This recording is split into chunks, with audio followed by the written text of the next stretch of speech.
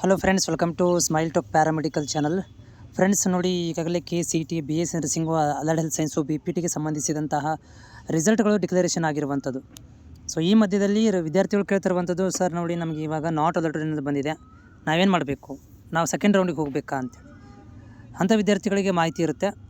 ಮತ್ತೇನಾದರೂ ನಿಮ್ಮಲ್ಲಿ ಡೌಟ್ಗಳಿದ್ದರೆ ನನಗೆ ನೀವು ಕಾಮೆಂಟ್ಸ್ ಮುಖಾಂತರ ಕೂಡ ಶೇರ್ ಮಾಡ್ಬೋದು.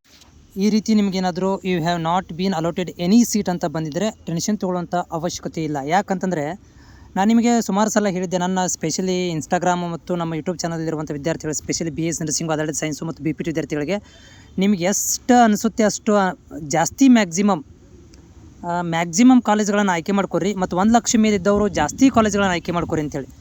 ನಾನು ಕೂಡ ಒಂದು ಡೆಮೋ ರೀತಿಯಲ್ಲಿ ಒಂದು ವಿದ್ಯಾರ್ಥಿದು ಆಪ್ಷನ್ ಎಂಟ್ರಿ ಮಾಡಿದ್ದೆ. ಅವ್ರದ್ದು 1,30,000 ರ್ಯಾಂಕ್ ಇತ್ತು.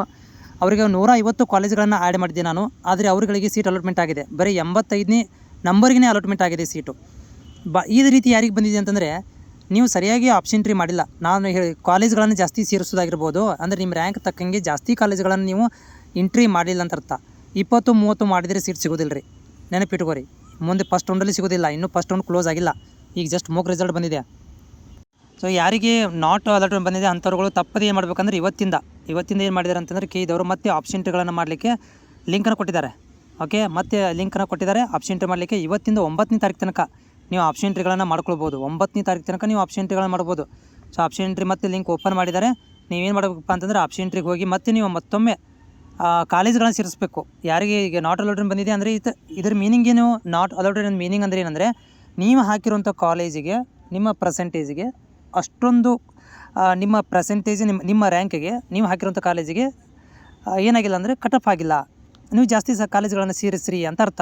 ಸೊ ಹೀಗಾಗಿ ಪ್ರತಿಯೊಬ್ಬರು ಟೆನ್ಷನ್ ತೊಗೊಳ್ಳೋಂಥ ಅವಶ್ಯಕತೆ ಇಲ್ಲ. ಇನ್ನೂ ಸ್ವಲ್ಪ ಜಾಸ್ತಿ ಕಾಲೇಜ್ಗಳನ್ನು ಆಯ್ಕೆ ಮಾಡ್ಕೊರಿ, ಹೆಚ್ಚು ಕಾಲೇಜ್ಗಳನ್ನ ಆಯ್ಕೆ ಮಾಡ್ಕೊರಿ. ಜಾಸ್ತಿ ಆಪ್ಷನ್ ಆಮೇಲೆ 1 ಲಕ್ಷದ ಒಳಗೆ ಮಾಡಕ್ಕೆ ಹೋಗ್ಬಿಡ್ರಿ. ಯಾವುದೋ ಒಂದು ವಿದ್ಯಾರ್ಥಿ ಇದೆಯಲ್ಲ, ಮಿಸ್ ಆಗಿ 1 ಲಕ್ಷದ ಸೀಟನ್ನು ಅಲಾಟ್ಮೆಂಟ್ ಆಯ್ಕೆ ಮಾಡ್ಕೊಂಡ್ಬಿಟ್ಟಿದ್ದಾನೆ GP ಒಳಗಡೆ. ಅದು ಸೀಟ್ ಸಿಕ್ಕಿಬಿಟ್ಟಿದೆ ಇವಾಗ. ಆ ಥರ ನೋಡ್ಕೊರಿ. ನೀವು ಇನ್ನೊಂದು ಸಲ ಚೆಕ್ ಮಾಡ್ಕೊರಿ. GP 1 ಲಕ್ಷದ ಯಾವುದಾದ್ರು ಫೀಸ್ ಏನಾದ್ರು ಮಿಸ್ ಆಗಿ ನಿಮಗೆ ನೀವು ಆಪ್ಷನ್ ಎಂಟ್ರಿ ಮಾಡಿದ್ದೀರಾ ಅಂತ ಮಾಡಿದ್ದೀರಾ ಅಂದ್ರೆ ರಿಮೂವ್ ಮಾಡಿಬಿಡಿ.